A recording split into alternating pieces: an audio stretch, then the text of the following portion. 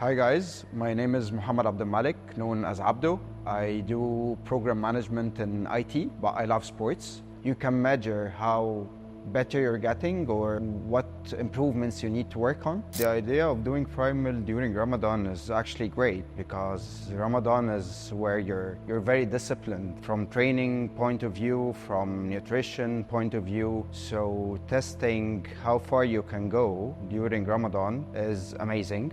I did it last year and well, I surprised myself. I thought it will be tough.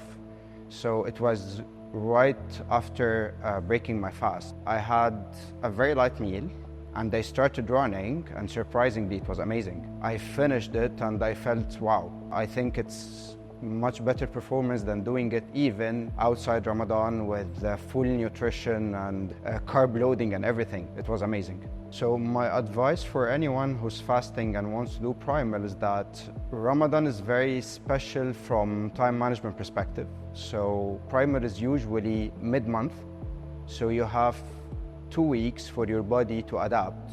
And it's amazing how our body adapts to fasting and how energetic we become after the first few days of fasting, and even working out fasting, it's great. You get your body adapting and then go and do Primal.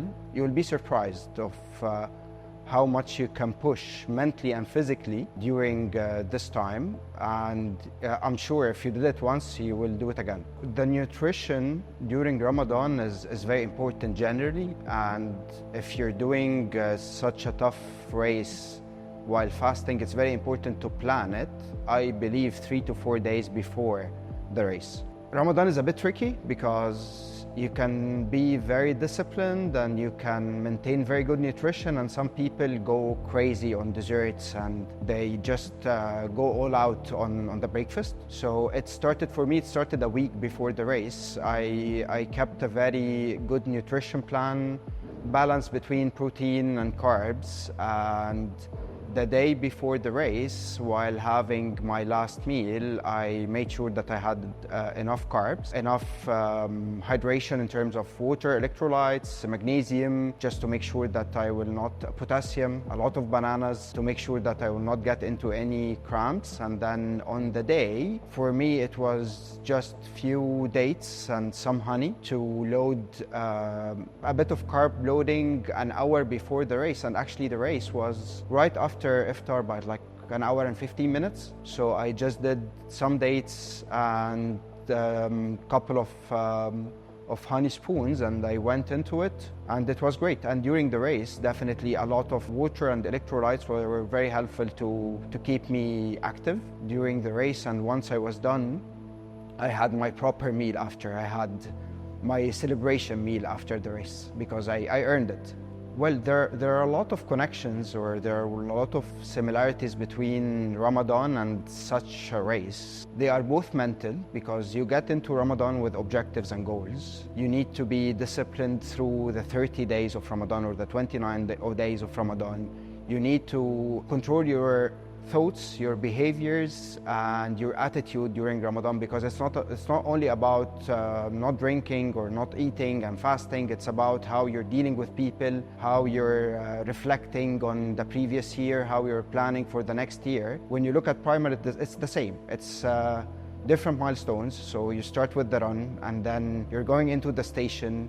You're very disciplined, you know your objective from the station. You need to maintain your heart rate in a pace that you can keep going until the end of the race, and it's the same. If you start Ramadan very fast in terms of I want to do everything, I want to control my nutrition, I want to work out, I want to do all the prayers in the mosque, I want to do everything at once, you will not survive Ramadan, and you will not survive the Primal if you went all out from the beginning. Why Primal?